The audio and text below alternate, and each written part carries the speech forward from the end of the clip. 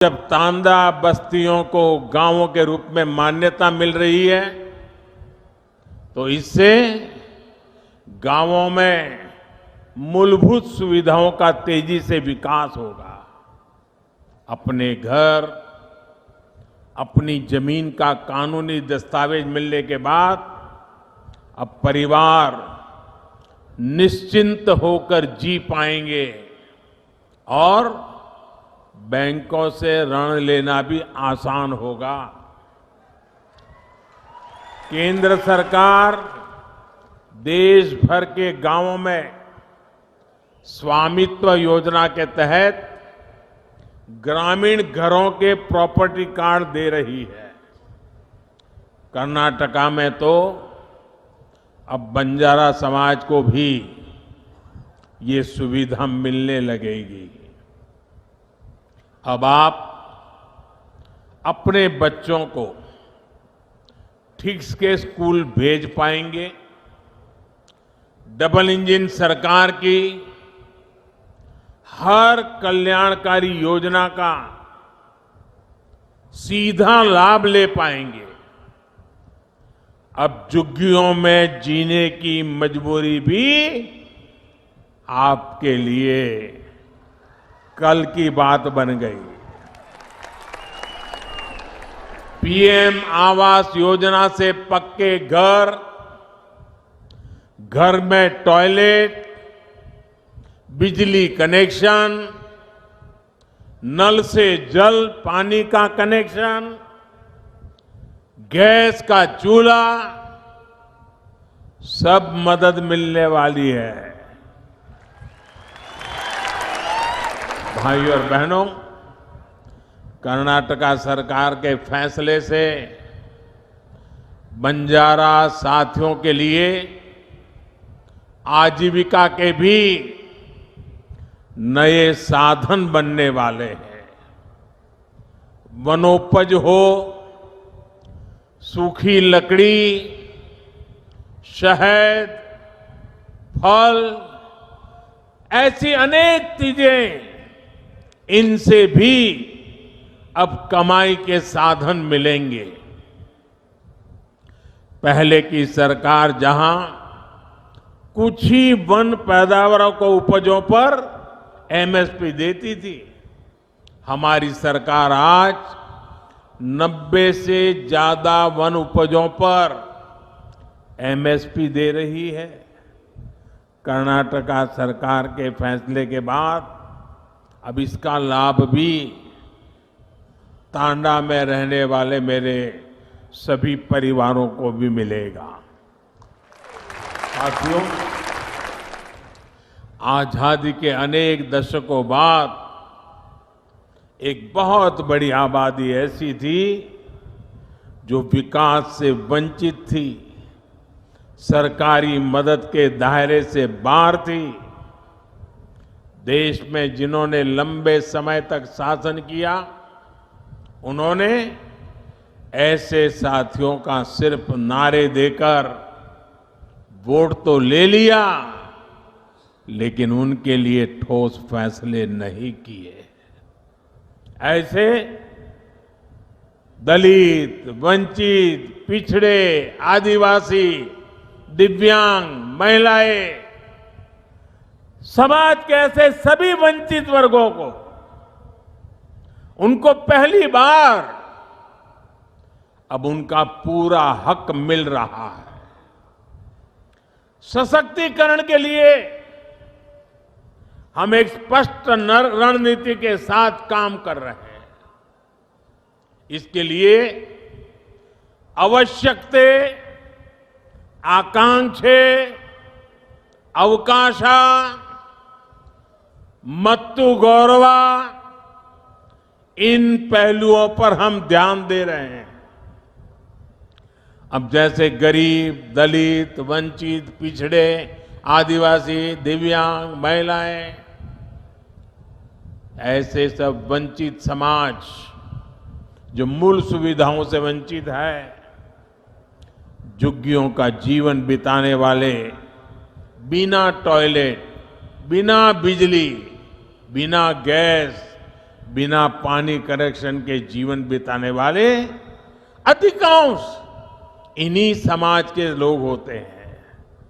हमारी सरकार अब इन्हें ये मूल सुविधा भी दे रही है और तेज गति से दे रही है।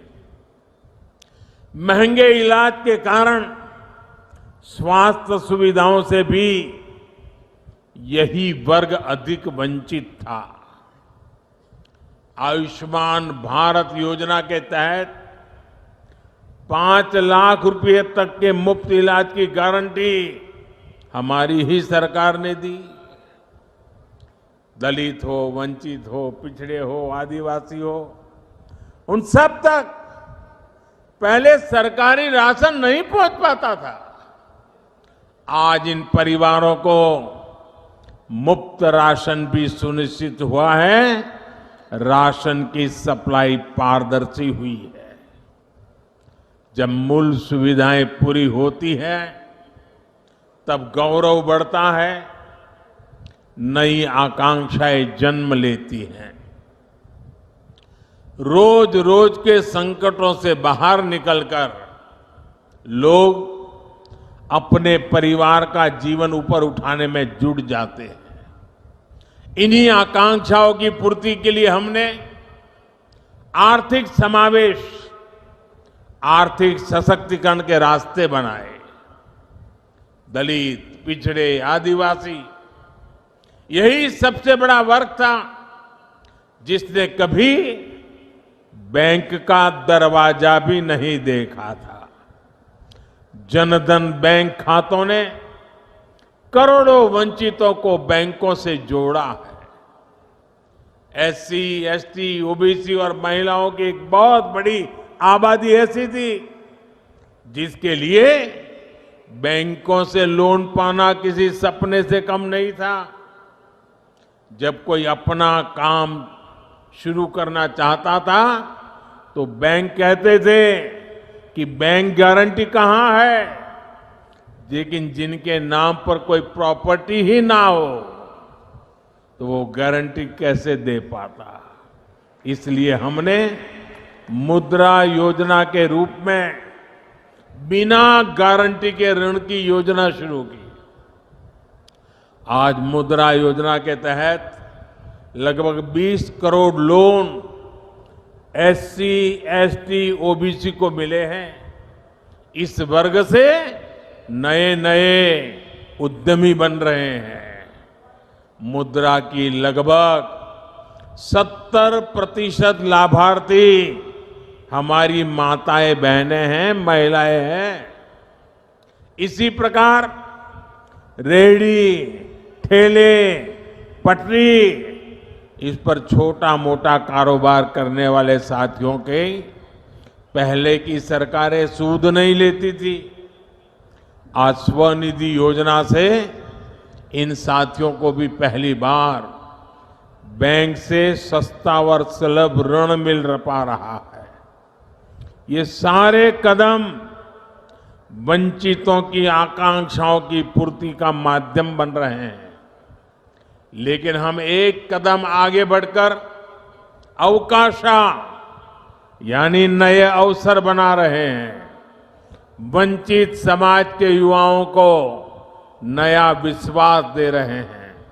साथियों, महिला कल्याण के लिए संवेदनशील हमारी सरकार आज नए नए सेक्टर्स में उनके लिए अवसर बना रही है। आदिवासी कल्याण के लिए संवेदनशील हमारी सरकार आदिवासियों के योगदान, उनके गौरव को राष्ट्रीय पहचान देने का काम कर रही है। दिव्यांगों के अधिकारों और उनकी सुविधाओं से जुड़े अनेक प्रावधान भी बीते 8 वर्षों में किए गए हैं। उपेक्षित वर्गों से जुड़े साथी आज पहली बार देश की अनेक संवैधानिक संस्थाओं के शीर्ष पर है।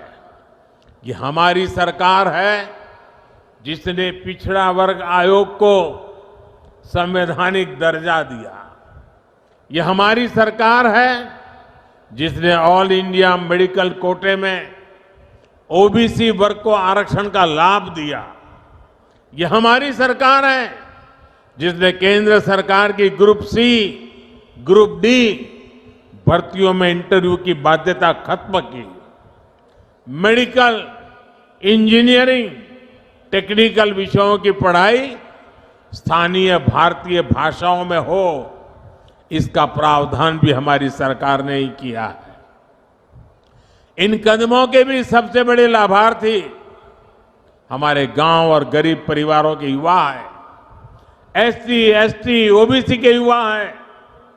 भाइयों और बहनों, ये भी हमारी सरकार ही है जिसने बंजारा समुदाय, गुमंतु, अर्धगुमंतु समुदाय के लिए विशेष विकास और कल्याण बोर्ड का गठन किया। गुलामी का कालखंड हो या फिर आजादी के बाद का लंबा समय, देश भर में फैला बंजारा समुदाय, गुमंतु समुदाय हर प्रकार से उपेक्षित रहा। इतने दशकों तक इन समुदायों की सूध नहीं ली गई। अब जाकर केंद्र सरकार ने वेलफेयर बोर्ड का गठन कर ऐसे सभी परिवारों का सशक्तिकरण के लिए कदम उठाया है। हमारी सरकार हर कल्याणकारी योजना से इन परिवारों को जोड़ने का प्रयास कर रही है। साथियों, डबल इंजन सरकार भारत में रहने वाले हर समाज की परंपरा, संस्कृति, खान पान, वेशभूषा को हमारी ताकत मानती है। हम इस ताकत को सहेजने, इसको संरक्षित रखने के बहुत बड़े पक्षधर हैं। सुहाली, लंबानी, लंबाड़ा, लबाना और बाजीगर, जो भी नाम ले, आप सांस्कृतिक रूप से समृद्ध और जीवंत है, देश की शान है, देश की ताकत है। आपका हजारों वर्षों का एक इतिहास है। इस देश के विकास में आपका एक योगदान है। इस धरोहर को भी हमें मिलकर आगे बढ़ाने का प्रयास करना है। हमें सबका साथ लेकर ही सबका विश्वास करना है। और मेरे बंजारा परिवार यहां है तो मैं जरूर कहना चाहूंगा, मैं गुजरात प्रदेश से आता हूं। गुजरात और राजस्थान ये प्रदेश बारिश कम होती है, सूखा रहता है, पानी की किल्लत होती है, लेकिन अनेक गांवों में सैकड़ों साल पहले पानी के लिए कुछ न कुछ व्यवस्थाएं खड़ी हुई है। और आज भी वो गांव के लोग कहते हैं कि ये लाखा बंजारा ने ये बनवाया था, ये लाखा बंजारा ने बनवाया था। आप किसी भी गांव में जाओ, पानी के प्रबंध की कोई व्यवस्था बनी है तो मेरे गुजरात और राजस्थान में लाखा बंजारा का नाम सबसे पहले आता है। जिस लाखा बंजारा ने सदियों पहले समाज की इतनी बड़ी सेवा की, ये मेरा सौभाग्य है कि उस बंजारा परिवारों की सेवा करने का आपने मुझे मौका दिया है। मैं आप सभी को बहुत बहुत बधाई देता हूं। मैं आपके सुखद और समृद्ध भविष्य की कामना करता हूं। और आपने आकर के हमें आशीर्वाद दिए, ये हमारी बहुत बड़ी पूंजी है, बहुत बड़ी ऊर्जा है, बहुत बड़ी प्रेरणा है। मैं आपका कोटि कोटि धन्यवाद करता हूं। नमस्कार।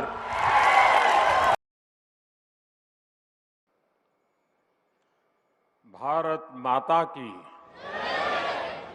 भारत माता की, भारत माता की।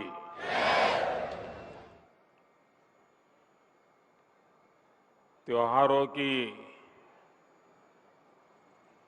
गूंज सुनाई दे रही है चारों तरफ। दिवाली दरवाजे पर दस्तक दे रही है और आज एक ऐसा अवसर है, इस एक ही परिश्रम में, इस एक ही प्रेमाइसिस में, परिसर में, एक ही मंच पर स्टार्टअप भी हैं और देश के लाखों किसान भी हैं। जय जवान, जय किसान, जय विज्ञान और जय अनुसंधान।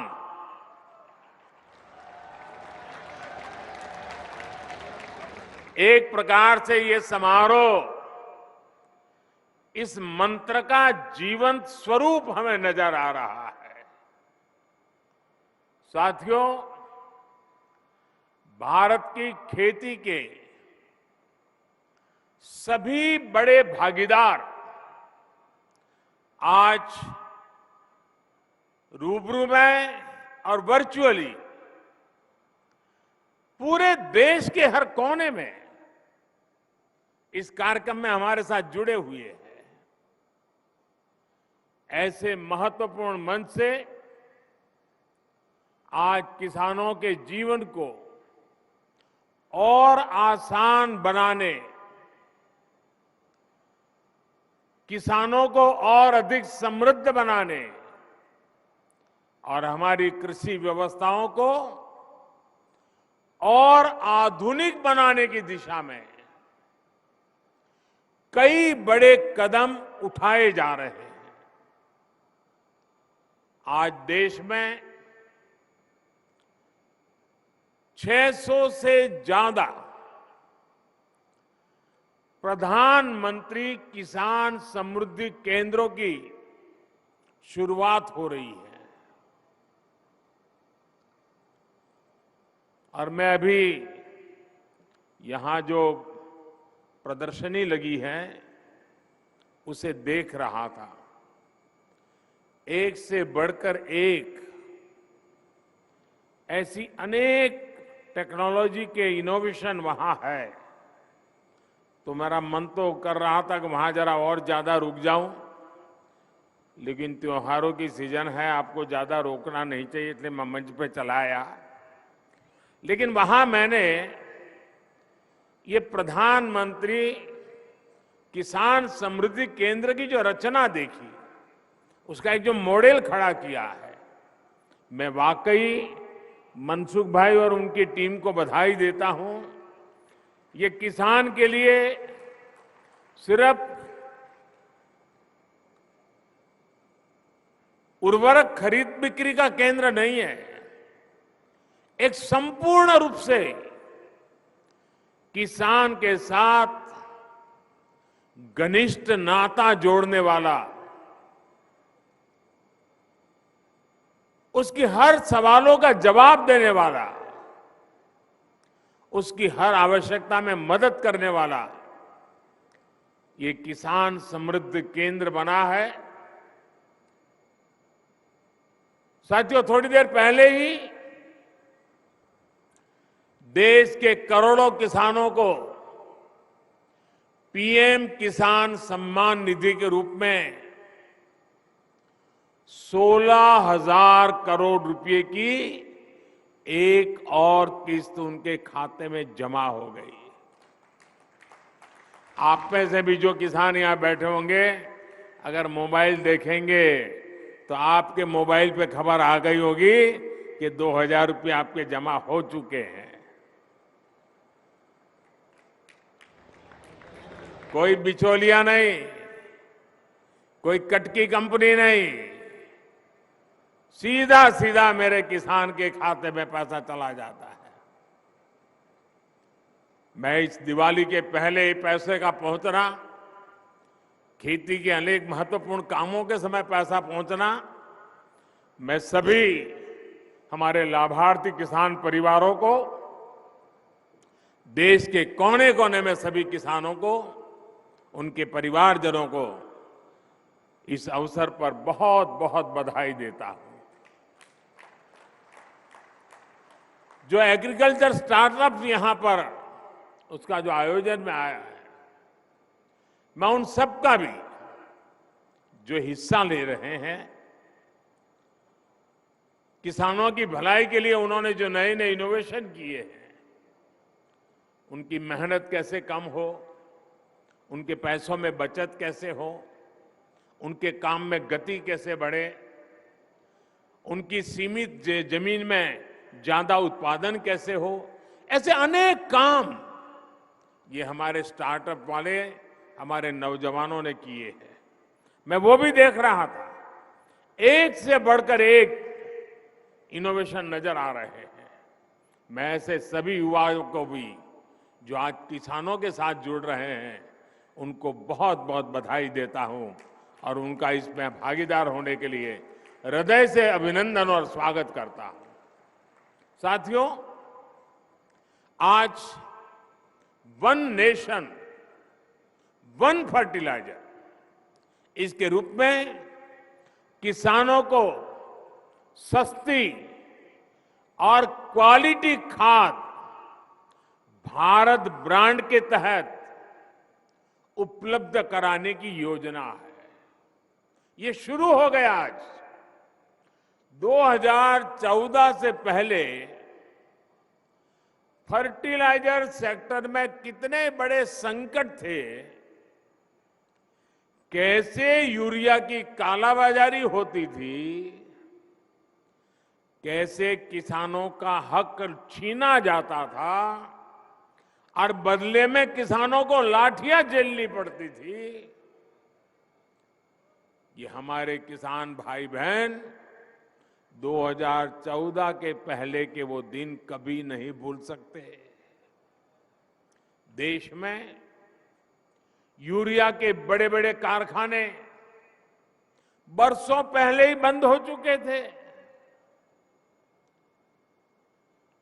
क्योंकि एक नई दुनिया खड़ी हो गई थी। इंपोर्ट करने से कई लोगों के घर भरते थे, जेब भरते थे, इसलिए यहां कारखाने बंद होने में ही उनका आनंद था। हमने यूरिया की 100% नीम कोटिंग करके उसकी कालाबाजारी रुकवाई।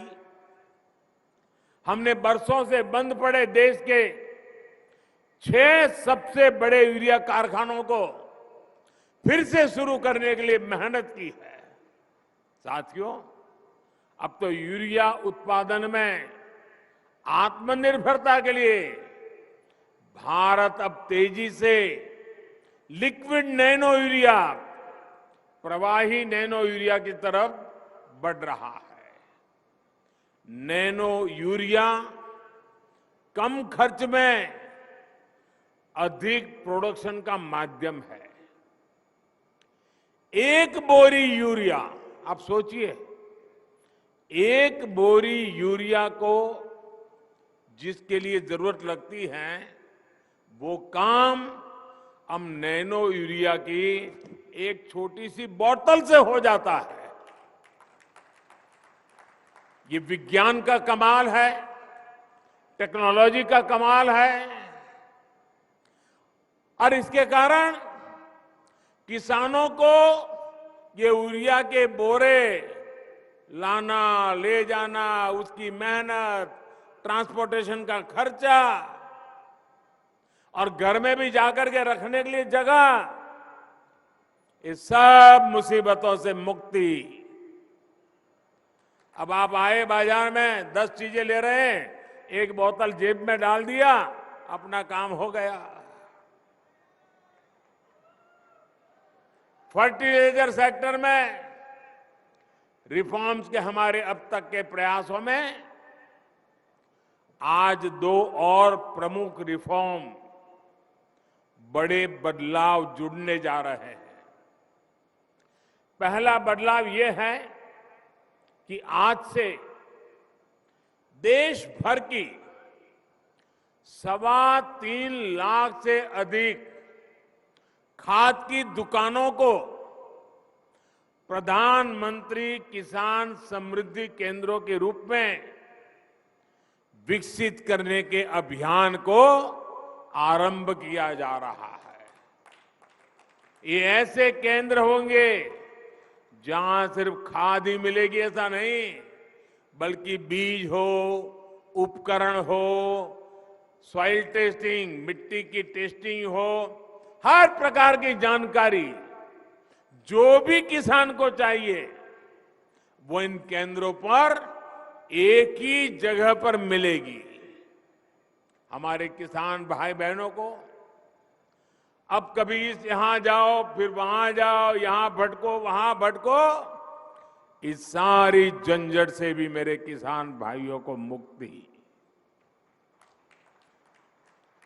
और एक बड़ा महत्वपूर्ण बदलाव किया है, अभी नरेंद्र सिंह जी तोमर बड़े विस्तार से उसका वर्णन कर रहे थे।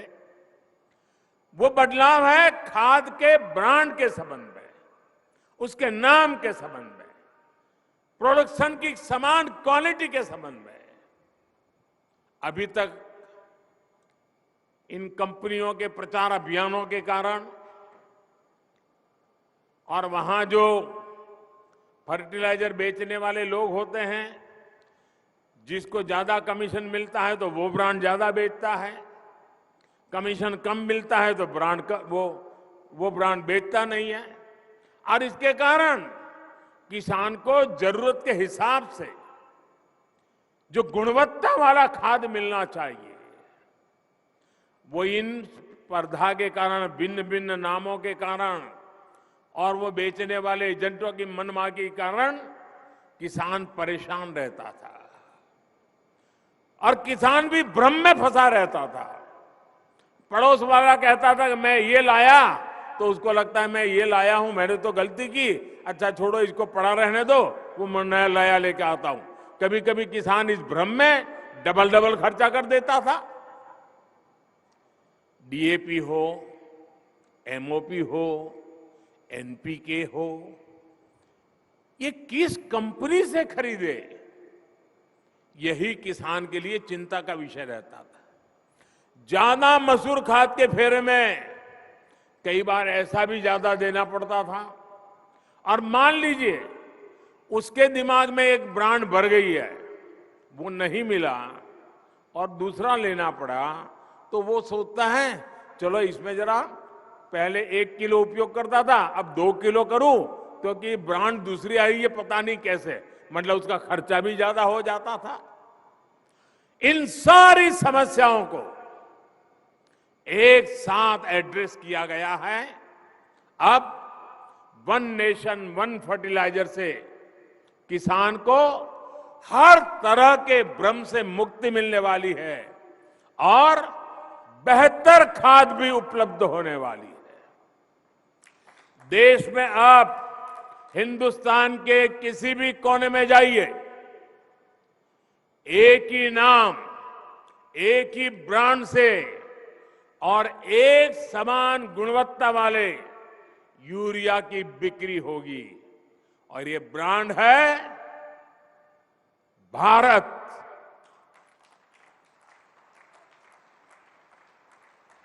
अब देश में यूरिया भारत ब्रांड से ही मिलेगी।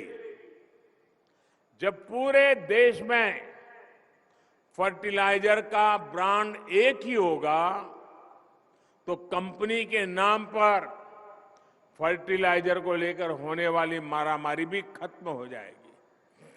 इससे फर्टिलाइजर की कीमत भी कम होगी, खाद तेजी से पर्याप्त मात्रा में उपलब्ध होगा। साथियों, आज देश में लगभग 85% हमारे जो किसान हैं वो छोटे किसान हैं।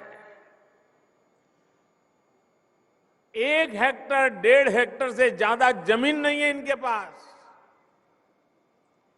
और इतना ही नहीं, समय के साथ जब परिवार का विस्तार होता है, परिवार बढ़ता है, तो उतनी छोटे से टुकड़े के भी टुकड़े हो जाते हैं। जमीन और छोटे छोटे टुकड़े में विभाजित हो जाती है। और आजकल जलवायु परिवर्तन देखते हैं हम, दिवाली तो आ गई, बारिश जाने का नाम नहीं ले रही है।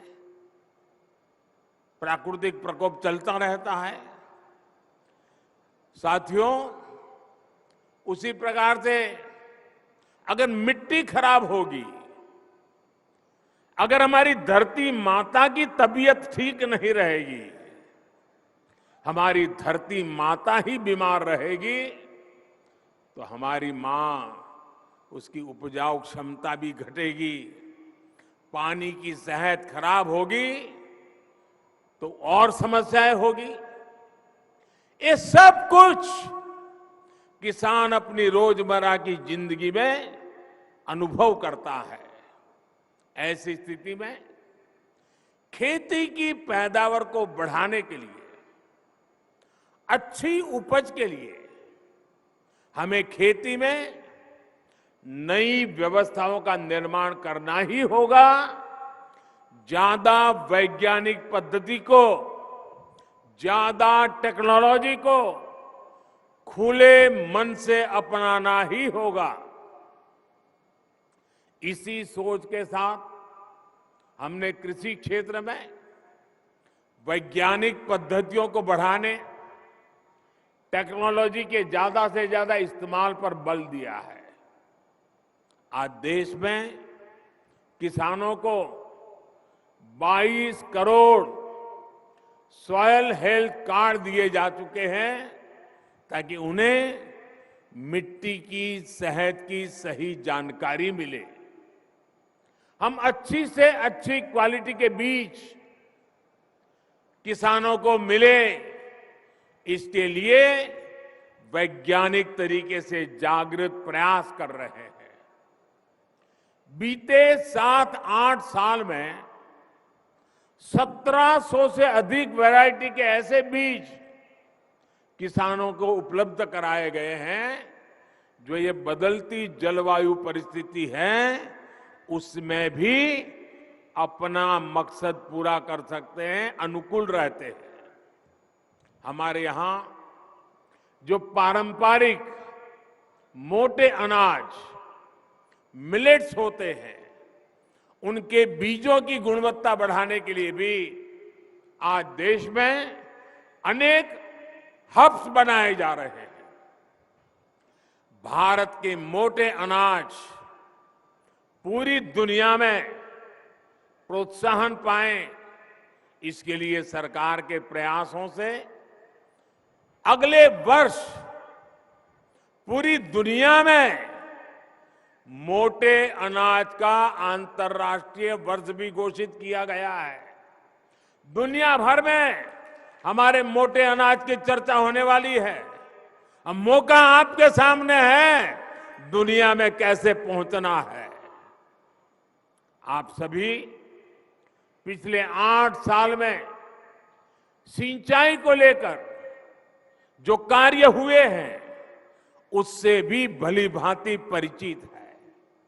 हमारे यहां खेतों को पानी से लबालब भरना, जब तक किसान को खेत में सारी फसल पानी में डूबी हुई नजर नहीं आती है, एक भी पौधे की मुंडी अगर बाहर दिखती है तो उसको लगता है पानी कम है, वो पानी डालता ही जाता है, तालाब जैसा बना देता है पूरे खेत को, और उससे पानी भी बर्बाद होता है, मिट्टी भी बर्बाद होती है, फसल भी तबाह हो जाती है। हमने इस स्थिति से किसानों को बाहर निकालने पर भी काम किया है। पर ड्रॉप मोर क्रॉप, सूक्ष्म सिंचाई, माइक्रो इरिगेशन, उस पर बहुत अधिक बल दे रहे हैं। टपक सिंचाई पर बल दे रहे हैं, स्प्रिंकलर पर बल दे रहे हैं। पहले हमारे गन्ना का किसान ये मानने को तैयार नहीं था कि कम पानी से भी गन्ने की खेती हो सकती है। अब ये सिद्ध हो चुका है, स्प्रिंकलर से भी गन्ने की खेती बहुत उत्तम हो सकती है और पानी बचाया जा सकता है। उसके तो दिमाग में यही है कि जैसे पशु को पानी ज्यादा पिलाया तो दूध ज्यादा देगा, गन्ने के खेत को पानी ज्यादा दिया तो गन्ने का रस ज्यादा निकलेगा। ऐसे ही हिसाब किताब चलते रहे हैं। पिछले 7-8 वर्षों में देश की लगभग 70 लाख हेक्टेयर जमीन को माइक्रो इरिगेशन के दायरे में लाया जा चुका है। साथियों, भविष्य की चुनौतियों के समाधान का एक अहम रास्ता नेचुरल फार्मिंग से भी मिलता है। इसके लिए भी देश भर में बहुत अधिक जागरूकता आज हम अनुभव कर रहे हैं। प्राकृतिक खेती को लेकर गुजरात, हिमाचल प्रदेश और आंध्र प्रदेश के साथ साथ यूपी, उत्तराखंड में बहुत बड़े स्तर पर किसान काम कर रहे हैं। गुजरात में तो जिला और ग्राम पंचायत स्तर पर भी इसको लेकर योजनाएं बनाई जा रही हैं। बीते वर्षों में प्राकृतिक खेती, नेचुरल फार्मिंग को जिस प्रकार नए बाजार मिले हैं, जिस प्रकार प्रोत्साहन मिला है, उससे उत्पादन में भी कई गुना वृद्धि हुई है। साथियों, आधुनिक टेक्नोलॉजी के उपयोग से छोटे किसानों को कैसे लाभ होता है, इसका एक उदाहरण पीएम किसान सम्मान निधि भी है। इस योजना के शुरू होने के बाद से 2 लाख करोड़ रुपए से ज्यादा सीधे किसानों के बैंक खातों में ट्रांसफर किए गए हैं। जब बीज लेने का समय होता है, जब खाद लेने का समय होता है, तो भी ये मदद किसान तक पहुंच जाती है। देश के 85% से अधिक छोटे किसानों के लिए ये बहुत बड़ा खर्च होता है। आज देश भर के किसान मुझे बताते हैं कि पीएम किसान निधि ने उनकी बहुत बड़ी चिंता को कम कर दिया है। साथियों, आज बेहतर और आधुनिक टेक्नोलॉजी का उपयोग करते हुए हम खेत और बाजार की दूरी को भी कम कर रहे हैं। इसका भी सबसे बड़ा लाभार्थी हमारा छोटा किसान ही है, जो फल, सब्जी, दूध, मछली जैसे जल्दी खराब होने वाले उत्पादों से जुड़ा हुआ है। किसान रेल और कृषि उड़ान हवाई सेवा से इसमें छोटे किसानों को भी बहुत लाभ मिला है। ये आधुनिक सुविधाएं आज किसानों के खेतों को देश भर के बड़े शहरों से, विदेश के बाजारों से कनेक्ट कर रही है।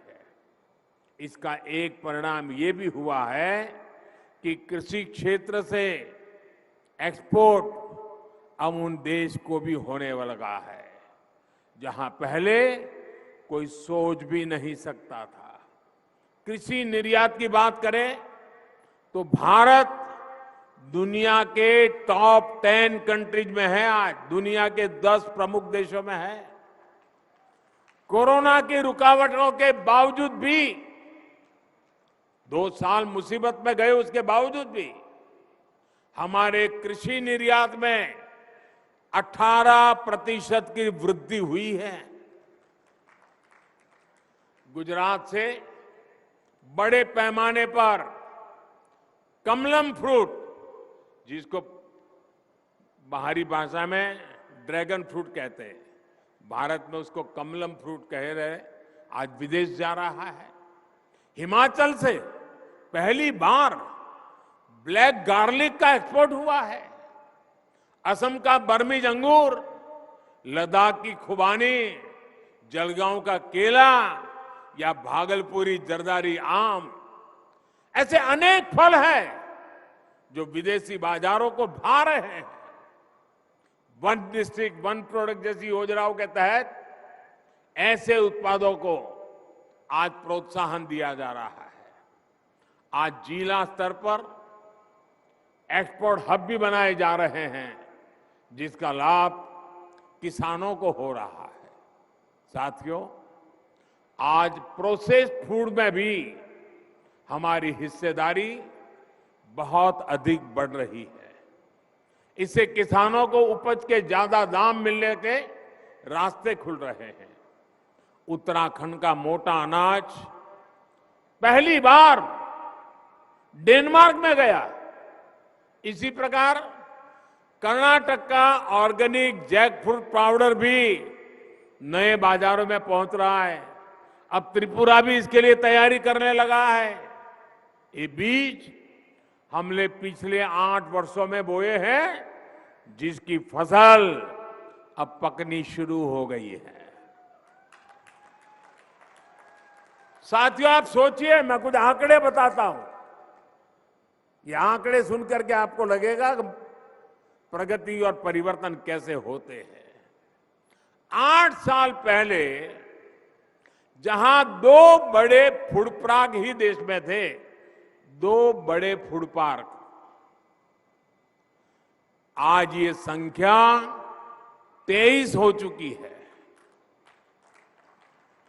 अब हमारा प्रयास ये है कि किसान उत्पादक संघों यानी एफपीओ और बहनों के स्वयं सहायता समूहों को भी इस सेक्टर से कैसे अधिक से अधिक जोड़े।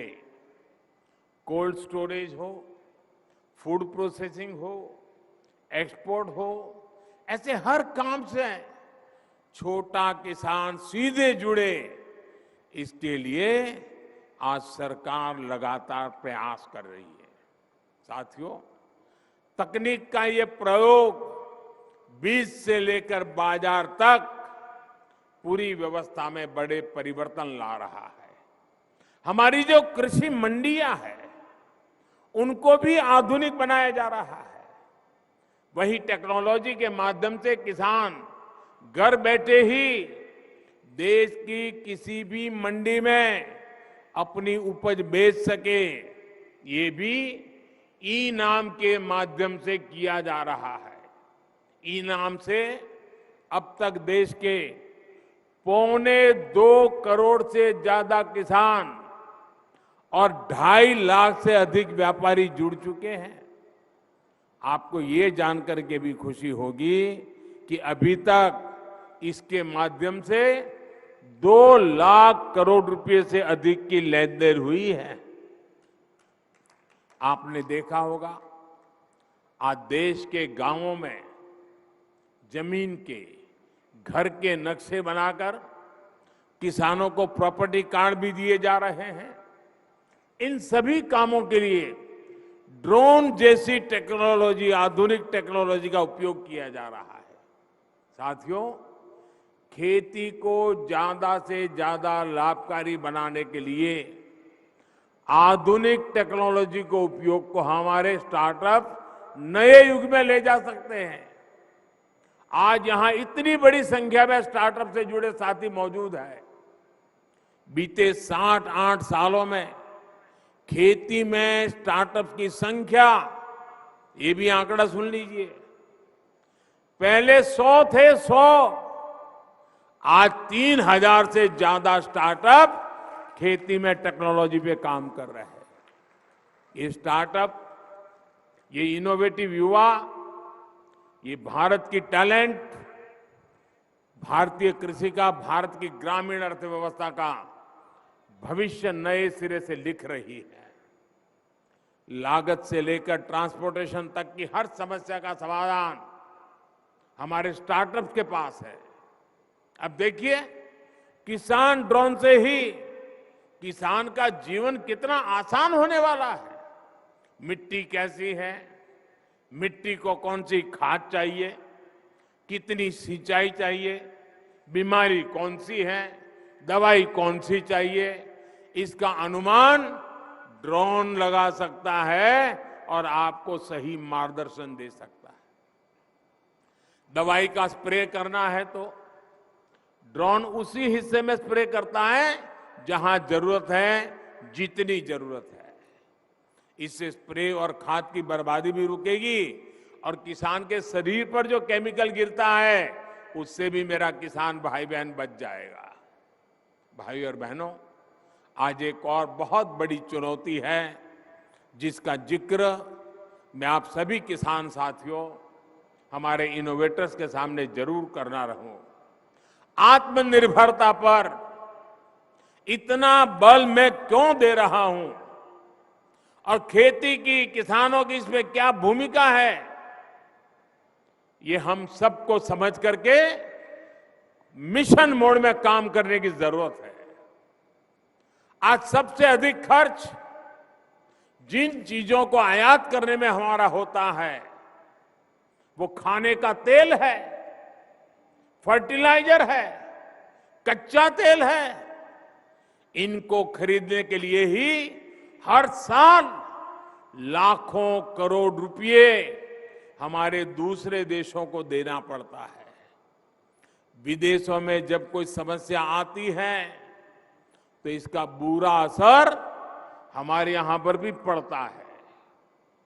अब जैसे पहले कोरोना आया, हम मुश्किलें झेलते झेलते दिन निकाल रहे थे, रास्ते खोज रहे थे। अभी कोरोना तो पूरा नहीं हुआ तो लड़ाई छिड़ गई। और ये ऐसी जगह जहां हम बहुत सी बातें वहां से खरीदते थे, जहां से ज्यादा हमारे पास जरूरतें थी वही देश लड़ाइयों में उलझे हुए हैं। उन ऐसे ही देशों पर इन लड़ाई का प्रभाव भी ज्यादा हुआ है। अब खाद को ही लीजिए, यूरिया हो, डीएपी हो या फिर दूसरे फर्टिलाइजर, ये आज दुनिया के बाजारों में दिन रात इतनी तेजी से महंगे होते जा रहे हैं, इतना आर्थिक बोझ पड़ रहा है जो हमारे देश को झेलना पड़ रहा है। आज हम विदेशों से 75-80 रुपये किलो के हिसाब से यूरिया खरीदते हैं, लेकिन हमारे देश के किसान पर बोझ न पड़े, हमारे किसान, उन पर कोई नया संकट न आए। जो 70-80 रुपये में हमारा यूरिया हम आज बाहर से लाते हैं, हम किसानों को 5 या 6 रुपये में पहुंचाते हैं भाइयों, ताकि मेरे किसान भाइयों बहनों को कष्ट न हो, किसानों को कम कीमत में खाद मिले। इसके लिए इस वर्ष अब इसके कारण सरकारें खजाने पर बोझ आता है, कई कामों को करने में रुकावटें खड़ी हो जाती है। इस वर्ष लगभग 2.5 लाख करोड़ रुपया केंद्र सरकार का सिर्फ ये यूरिया के पीछे हमको लगाना पड़ रहा है। भाइयों और बहनों, आयात पर हो रहे खर्च को कम करने के लिए, देश को आत्मनिर्भर बनाने के लिए हम सब ने मिलकर के संकल्प करना ही होगा। हम सब ने मिलकर के उस दिशा में चलना ही होगा। हम सब ने मिलकर के विदेशों से खाने के लिए चीजें लानी पड़े, खेती के लिए चीजें लानी पड़े, इसमें से मुक्त होने का संकल्प करना ही पड़ेगा। कच्चे तेल और गैस पर विदेशी निर्भरता को कम करने के लिए बायोफ्यूल इथेनॉल पर बहुत अधिक काम आज देश में चल रहा है। इस काम से सीधे किसान जुड़ा है, हमारी खेती जुड़ी हुई है। किसान की उपज से पैदा होने वाले इथेनॉल से गाड़ियां चले और कचरे से, गोबर से बनने वाली बायोगैस से बायो सीएनजी बने, ये काम आज हो रहा है। खाने के तेल की आत्मनिर्भरता के लिए हमने मिशन ऑयल पाम भी शुरू किया है। आज मैं आप सभी किसान साथियों से आग्रह करूंगा कि इस मिशन का अधिक से अधिक आप लाभ उठाएं। तिलहन की पैदावार बढ़ाकर हम खाद्य तेल का आयात बहुत कम कर सकते हैं। देश के किसान इसमें पूरी तरह सक्षम है। दालों के मामले में जब मैंने 2015 में आपको आह्वान किया था, आपने मेरी बात को सर आंखों पे उठा लिया था और आपने करके दिखाया था। वरना पहले तो क्या हाल था, हमें दाल भी विदेशों से ला करके खानी पड़ती थी। जब हमारे किसानों ने ठान लिया तो देखते ही देखते दाल का उत्पादन लगभग 70% तक बढ़ाकर दिखा दिया। ऐसी ही इच्छा शक्ति के साथ हमें आगे बढ़ना है। भारत की कृषि को और आधुनिक बनाना है, नई ऊंचाई पर पहुंचाना है।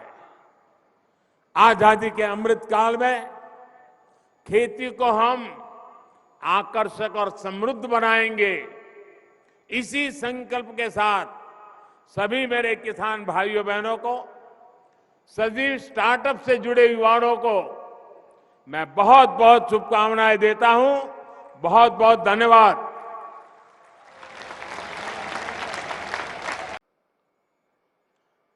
भारत माता की, भारत माता की, भारत माता की।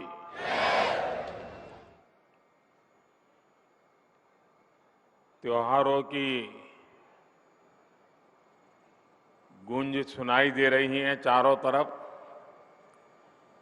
दिवाली दरवाजे पर दस्तक दे रही है और आज एक ऐसा अवसर है, इस एक ही परिश्रम में, इस एक ही प्रेमाइसिस में, परिसर में, एक ही मंच पर स्टार्टअप भी हैं और देश के लाखों किसान भी हैं।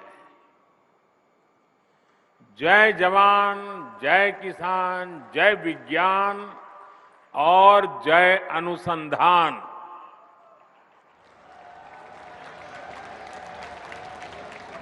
एक प्रकार से ये समारोह इस मंत्र का जीवंत स्वरूप हमें नजर आ रहा है। साथियों, भारत की खेती के सभी बड़े भागीदार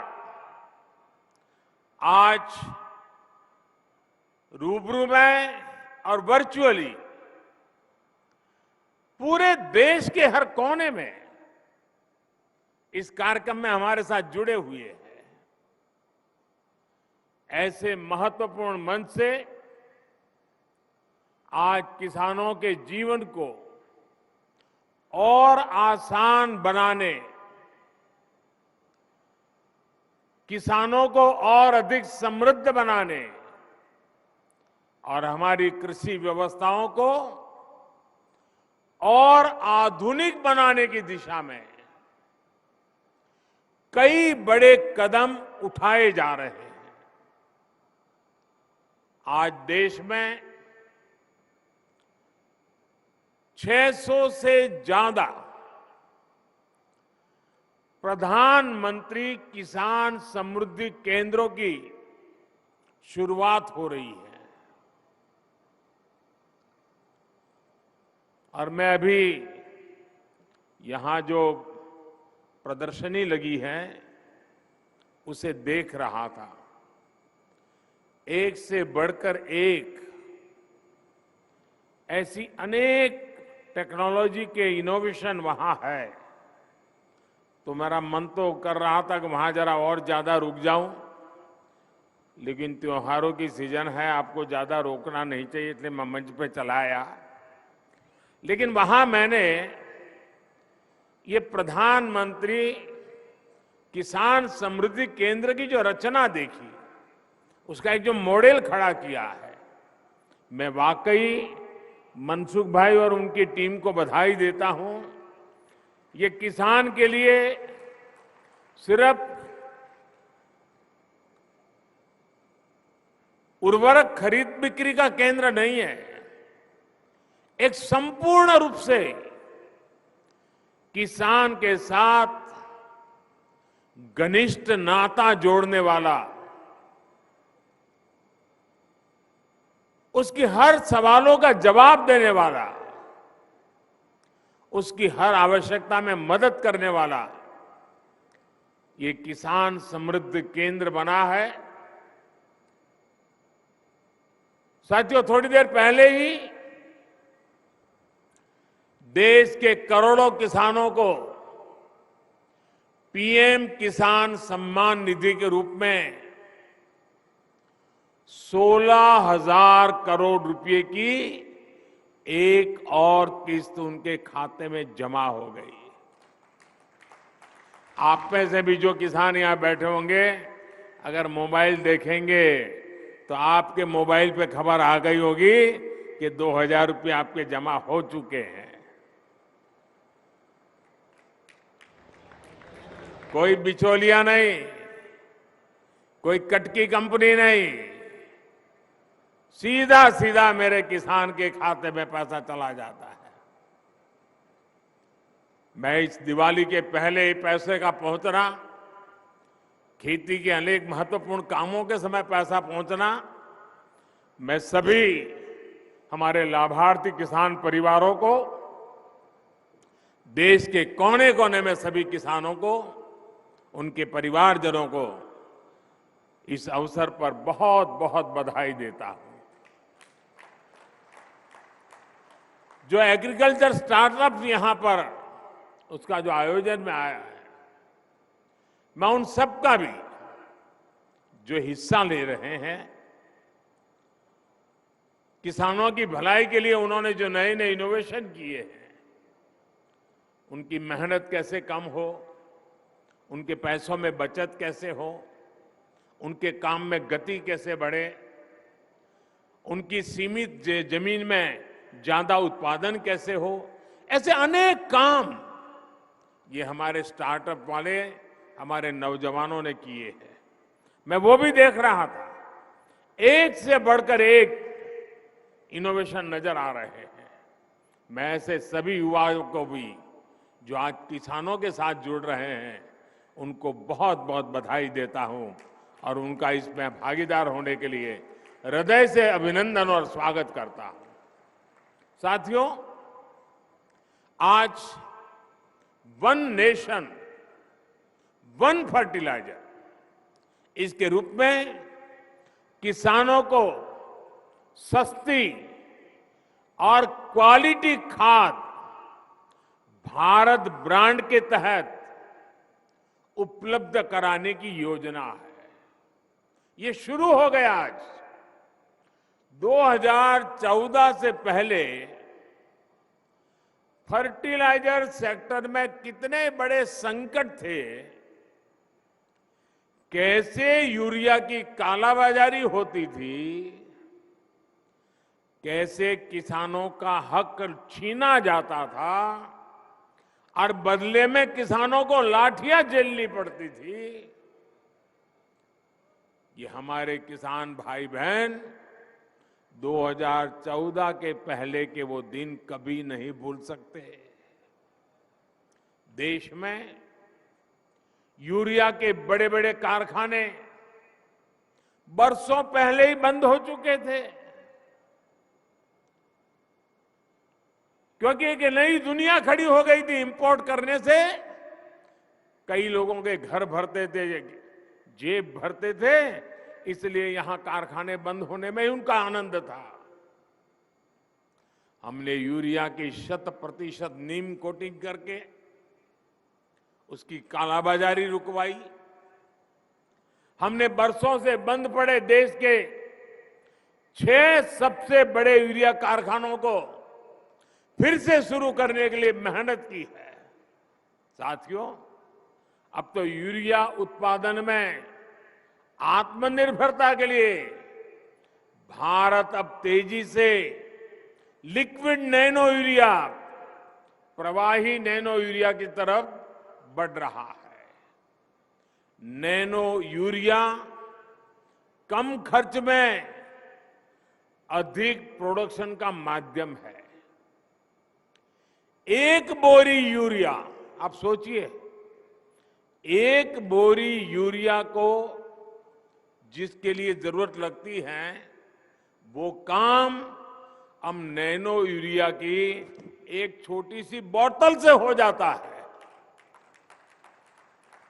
ये विज्ञान का कमाल है, टेक्नोलॉजी का कमाल है। और इसके कारण किसानों को ये यूरिया के बोरे लाना, ले जाना, उसकी मेहनत, ट्रांसपोर्टेशन का खर्चा और घर में भी जाकर के रखने के लिए जगह, इस सब मुसीबतों से मुक्ति। अब आप आए बाजार में 10 चीजें ले रहे हैं, एक बोतल जेब में डाल दिया, अपना काम हो गया। फर्टिलाइजर सेक्टर में रिफॉर्म्स के हमारे अब तक के प्रयासों में आज 2 और प्रमुख रिफॉर्म, बड़े बदलाव जुड़ने जा रहे हैं। पहला बदलाव यह है कि आज से देश भर की 3.25 लाख से अधिक खाद की दुकानों को प्रधानमंत्री किसान समृद्धि केंद्रों के रूप में विकसित करने के अभियान को आरंभ किया जा रहा है। ये ऐसे केंद्र होंगे जहां सिर्फ खाद ही मिलेगी ऐसा नहीं, बल्कि बीज हो, उपकरण हो, सॉइल टेस्टिंग, मिट्टी की टेस्टिंग हो, हर प्रकार की जानकारी जो भी किसान को चाहिए वो इन केंद्रों पर एक ही जगह पर मिलेगी। हमारे किसान भाई बहनों को अब कभी यहां जाओ, फिर वहां जाओ, यहां भटको, वहां भटको, इस सारी झंझट से भी मेरे किसान भाइयों को मुक्ति। और एक बड़ा महत्वपूर्ण बदलाव किया है, अभी नरेंद्र सिंह जी तोमर बड़े विस्तार से उसका वर्णन कर रहे थे। वो बदलाव है खाद के ब्रांड के संबंध में, उसके नाम के संबंध में, प्रोडक्शन की समान क्वालिटी के संबंध में। अभी तक इन कंपनियों के प्रचार अभियानों के कारण और वहां जो फर्टिलाइजर बेचने वाले लोग होते हैं, जिसको ज्यादा कमीशन मिलता है तो वो ब्रांड ज्यादा बेचता है, कमीशन कम मिलता है तो वो ब्रांड बेचता नहीं है। और इसके कारण किसान को जरूरत के हिसाब से जो गुणवत्ता वाला खाद मिलना चाहिए, वो इन स्पर्धा के कारण, भिन्न भिन्न नामों के कारण और वो बेचने वाले एजेंटों की मनमानी के कारण किसान परेशान रहता था और किसान भी भ्रम में फंसा रहता था। पड़ोस वाला कहता था कि मैं ये लाया, तो उसको लगता है मैं ये लाया हूं, मैंने तो गलती की, अच्छा छोड़ो इसको पड़ा रहने दो, वो मैं नया लाया लेके आता हूं। कभी कभी किसान इस भ्रम में डबल खर्चा कर देता था। डीएपी हो, एमओपी हो, एनपीके हो, ये किस कंपनी से खरीदे, यही किसान के लिए चिंता का विषय रहता था। ज्यादा मसूर खाद के फेरे में कई बार ऐसा भी ज्यादा देना पड़ता था, और मान लीजिए उसके दिमाग में एक ब्रांड भर गई है, वो नहीं मिला और दूसरा लेना पड़ा, तो वो सोचता है चलो इसमें जरा पहले 1 किलो उपयोग करता था, अब 2 किलो करूं, क्योंकि ब्रांड दूसरी आई है पता नहीं कैसे, मतलब उसका खर्चा भी ज्यादा हो जाता था। इन सारी समस्याओं को एक साथ एड्रेस किया गया है। अब 1 नेशन 1 फर्टिलाइजर से किसान को हर तरह के भ्रम से मुक्ति मिलने वाली है और बेहतर खाद भी उपलब्ध होने वाली है। देश में आप हिंदुस्तान के किसी भी कोने में जाइए, एक ही नाम, एक ही ब्रांड से और एक समान गुणवत्ता वाले यूरिया की बिक्री होगी, और ये ब्रांड है भारत।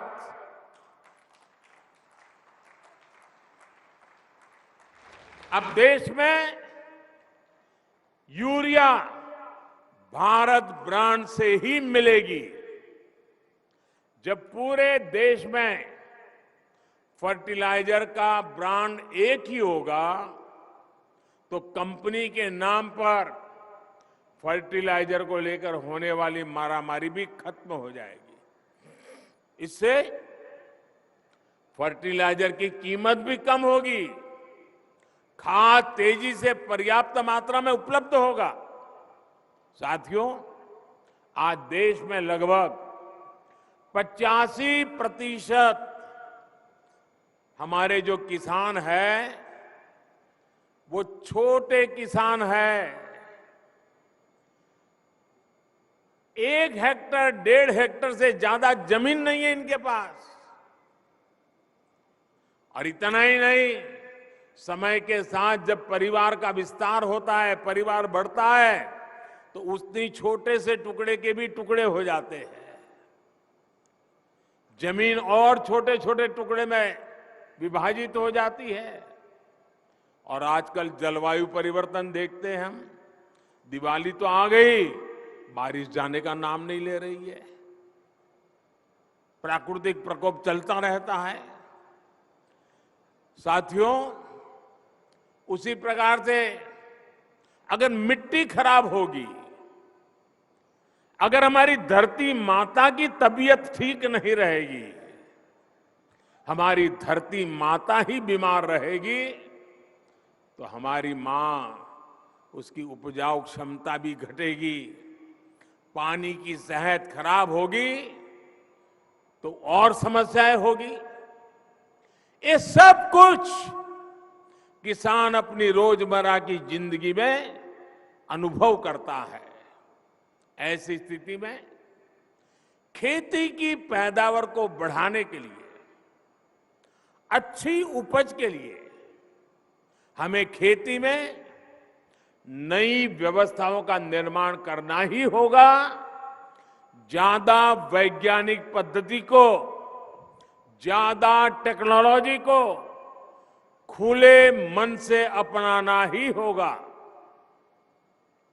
इसी सोच के साथ हमने कृषि क्षेत्र में वैज्ञानिक पद्धतियों को बढ़ाने, टेक्नोलॉजी के ज्यादा से ज्यादा इस्तेमाल पर बल दिया है। आज देश में किसानों को 22 करोड़ सॉयल हेल्थ कार्ड दिए जा चुके हैं ताकि उन्हें मिट्टी की सेहत की सही जानकारी मिले। हम अच्छी से अच्छी क्वालिटी के बीज किसानों को मिले, इसके लिए वैज्ञानिक तरीके से जागृत प्रयास कर रहे हैं।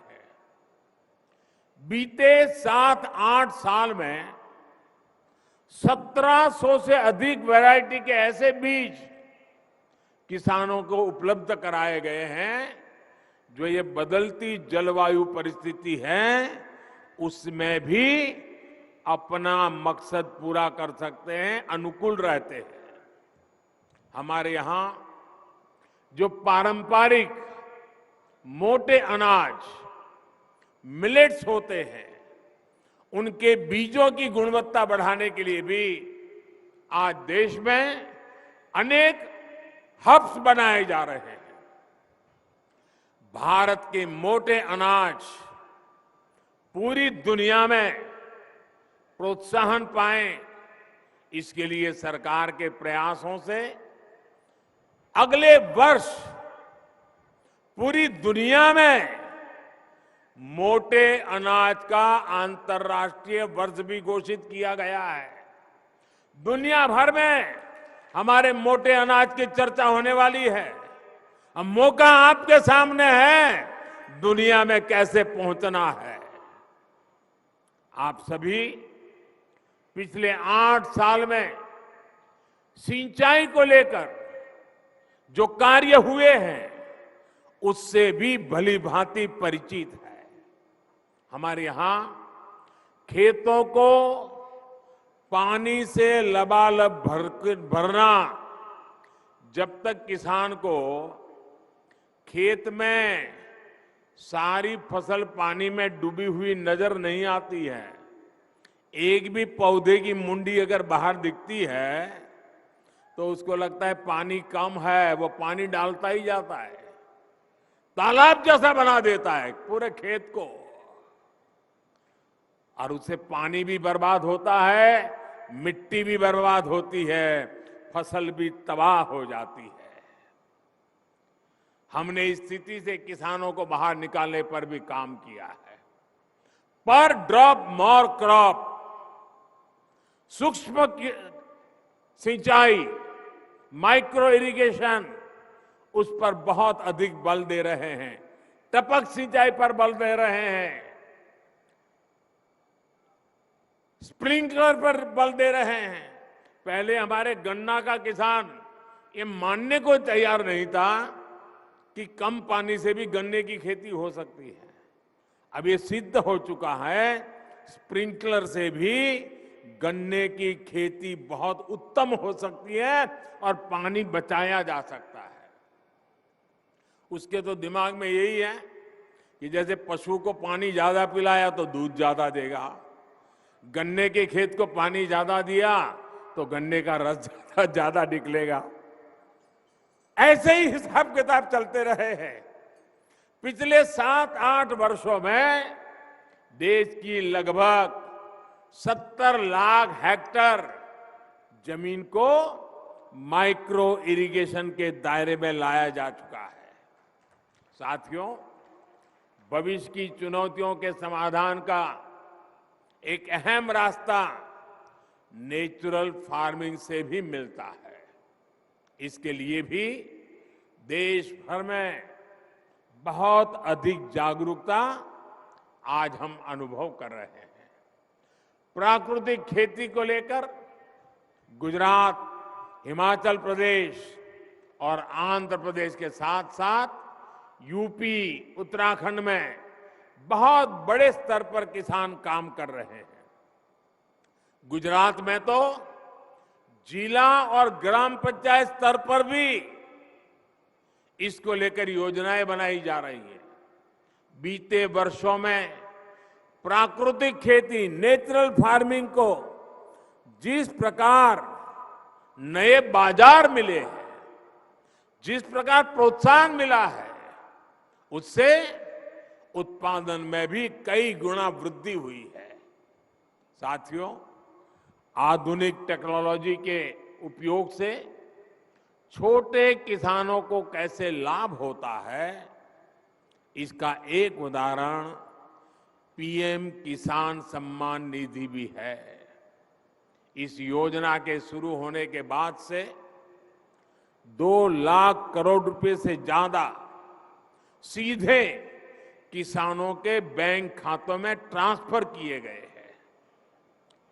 जब बीज लेने का समय होता है, जब खाद लेने का समय होता है, तो भी ये मदद किसान तक पहुंच जाती है। देश के 85% से अधिक छोटे किसानों के लिए ये बहुत बड़ा खर्च होता है।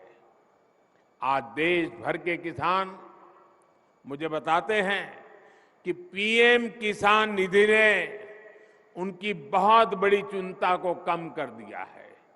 साथियों, आज बेहतर और आधुनिक टेक्नोलॉजी का उपयोग करते हुए हम खेत और बाजार की दूरी को भी कम कर रहे हैं।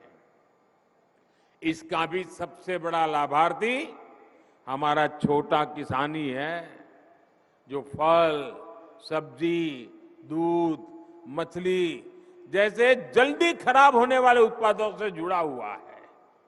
किसान रेल और कृषि उड़ान हवाई सेवा से इसमें छोटे किसानों को भी बहुत लाभ मिला है।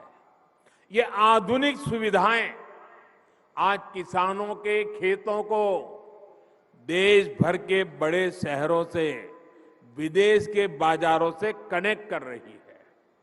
इसका एक परिणाम ये भी हुआ है कि कृषि क्षेत्र से एक्सपोर्ट अब उन देश को भी होने लगा है, जहां पहले कोई सोच भी नहीं सकता था। कृषि निर्यात की बात करें तो भारत दुनिया के टॉप 10 कंट्रीज में है। आज दुनिया के 10 प्रमुख देशों में है। कोरोना की रुकावटों के बावजूद भी 2 साल मुसीबत में गए, उसके बावजूद भी हमारे कृषि निर्यात में 18% की वृद्धि हुई है। गुजरात से बड़े पैमाने पर कमलम फ्रूट, जिसको बाहरी भाषा में ड्रैगन फ्रूट कहते हैं, भारत में उसको कमलम फ्रूट कह रहे, आज विदेश जा रहा है। हिमाचल से पहली बार ब्लैक गार्लिक का एक्सपोर्ट हुआ है। असम का बर्मीज अंगूर, लद्दाख की खुबानी, जलगांव का केला या भागलपुरी जरदारी आम, ऐसे अनेक फल हैं जो विदेशी बाजारों को भा रहे हैं। वन डिस्ट्रिक्ट वन प्रोडक्ट जैसी योजनाओं के तहत ऐसे उत्पादों को आज प्रोत्साहन दिया जा रहा है। आज जिला स्तर पर एक्सपोर्ट हब भी बनाए जा रहे हैं, जिसका लाभ किसानों को हो रहा है।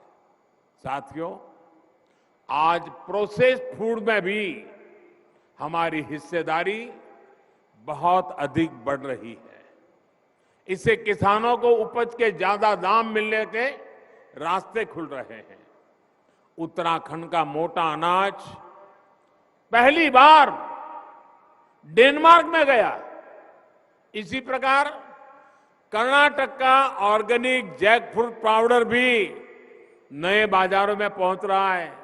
अब त्रिपुरा भी इसके लिए तैयारी करने लगा है।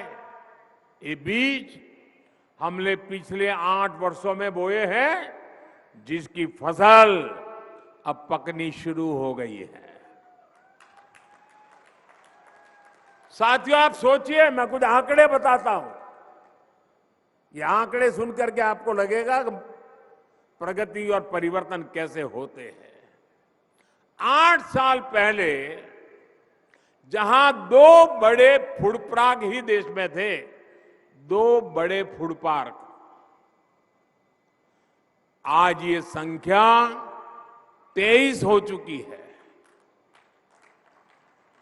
अब हमारा प्रयास ये है कि किसान उत्पादक संघों यानी एफपीओ और बहनों के स्वयं सहायता समूहों को भी इस सेक्टर से कैसे अधिक से अधिक जोड़े।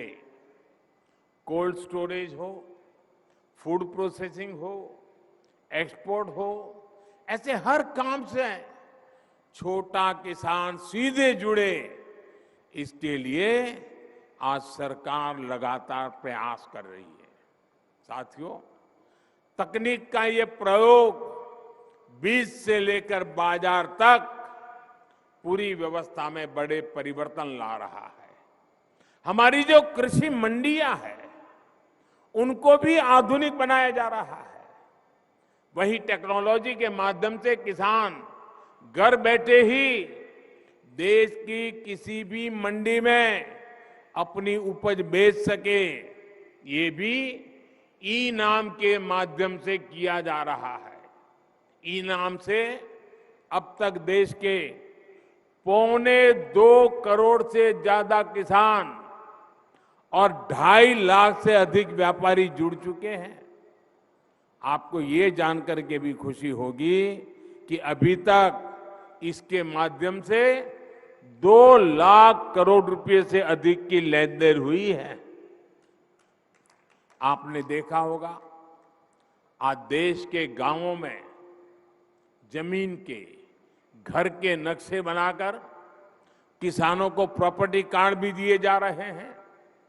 इन सभी कामों के लिए ड्रोन जैसी टेक्नोलॉजी, आधुनिक टेक्नोलॉजी का उपयोग किया जा रहा है।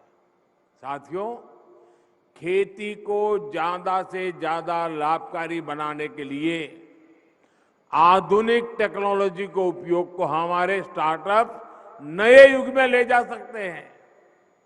आज यहां इतनी बड़ी संख्या में स्टार्टअप से जुड़े साथी मौजूद हैं।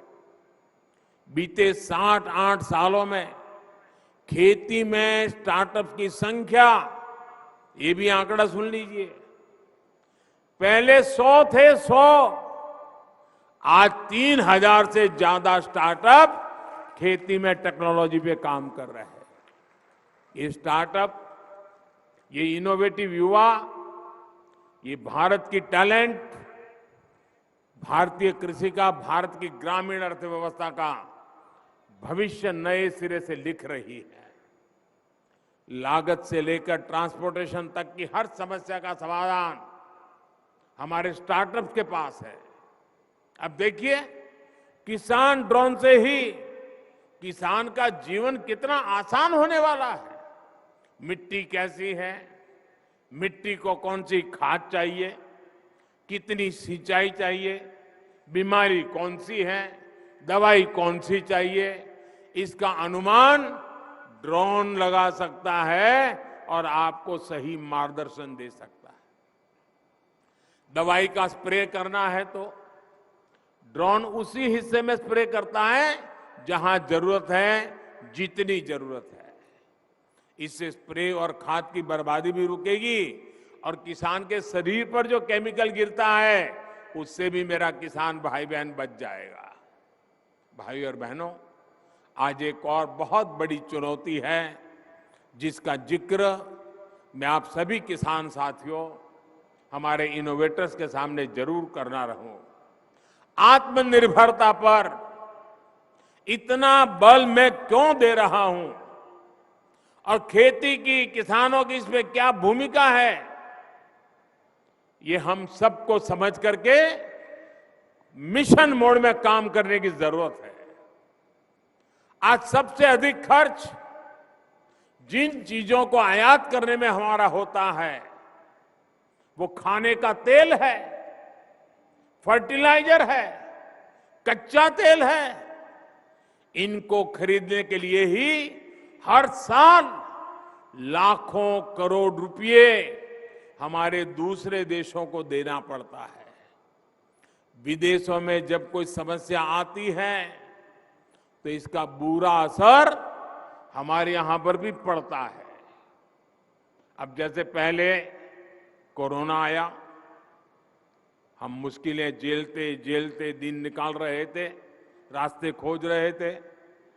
अभी कोरोना तो पूरा नहीं हुआ तो लड़ाई छिड़ गई। और ये ऐसी जगह जहां हम बहुत सी बातें वहां से खरीदते थे, जहां से ज्यादा हमारे पास जरूरतें थी, वही देश लड़ाइयों में उलझे हुए हैं। उन ऐसे ही देशों पर इन लड़ाई का प्रभाव भी ज्यादा हुआ है। अब खाद को ही लीजिए, यूरिया हो, डीएपी हो या फिर दूसरे फर्टिलाइजर, ये आज दुनिया के बाजारों में दिन रात इतनी तेजी से महंगे होते जा रहे हैं, इतना आर्थिक बोझ पड़ रहा है जो हमारे देश को झेलना पड़ रहा है। आज हम विदेशों से 75-80 रुपये किलो के हिसाब से यूरिया खरीदते हैं, लेकिन हमारे देश के किसान पर बोझ न पड़े, हमारे किसान, उन पर कोई नया संकट न आए। जो 70-80 रुपये में हमारा यूरिया हम आज बाहर से लाते हैं, हम किसानों को 5 या 6 रुपये में पहुंचाते हैं भाइयों, ताकि मेरे किसान भाइयों बहनों को कष्ट न हो, किसानों को कम कीमत में खाद मिले।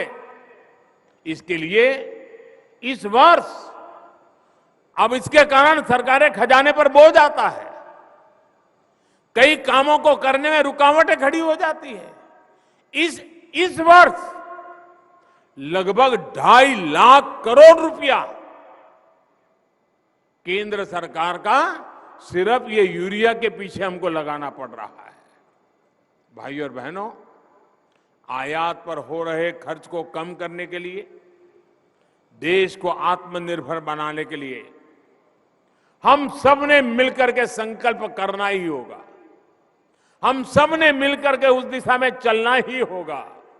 हम सब ने मिलकर के विदेशों से खाने के लिए चीजें लानी पड़े, खेती के लिए चीजें लानी पड़े, इसमें से मुक्त होने का संकल्प करना ही पड़ेगा। कच्चे तेल और गैस पर विदेशी निर्भरता को कम करने के लिए बायोफ्यूल इथेनॉल पर बहुत अधिक काम आज देश में चल रहा है। इस काम से सीधे किसान जुड़ा है, हमारी खेती जुड़ी हुई है। किसान की उपज से पैदा होने वाले इथेनॉल से गाड़ियां चले और कचरे से, गोबर से बनने वाली बायोगैस से बायो सीएनजी बने, ये काम आज हो रहा है। खाने के तेल की आत्मनिर्भरता के लिए हमने मिशन ऑयल पाम भी शुरू किया है। आज मैं आप सभी किसान साथियों से आग्रह करूंगा कि इस मिशन का अधिक से अधिक आप लाभ उठाएं। तिलहन की पैदावार बढ़ाकर हम खाद्य तेल का आयात बहुत कम कर सकते हैं। देश के किसान इसमें पूरी तरह सक्षम है। दालों के मामले में जब मैंने 2015 में आपको आह्वान किया था, आपने मेरी बात को सर आंखों पे उठा लिया था और आपने करके दिखाया था। वरना पहले तो क्या हाल था, हमें दाल भी विदेशों से ला करके खानी पड़ती थी। जब हमारे किसानों ने ठान लिया तो देखते ही देखते दाल का उत्पादन लगभग 70% तक बढ़ाकर दिखा दिया। ऐसी ही इच्छा शक्ति के साथ हमें आगे बढ़ना है। भारत की कृषि को और आधुनिक बनाना है, नई ऊंचाई पर पहुंचाना है। आजादी के अमृत काल में खेती को हम आकर्षक और समृद्ध बनाएंगे। इसी संकल्प के साथ सभी मेरे किसान भाइयों बहनों को, सभी स्टार्टअप से जुड़े युवाओं को मैं बहुत बहुत शुभकामनाएं देता हूं। बहुत बहुत धन्यवाद।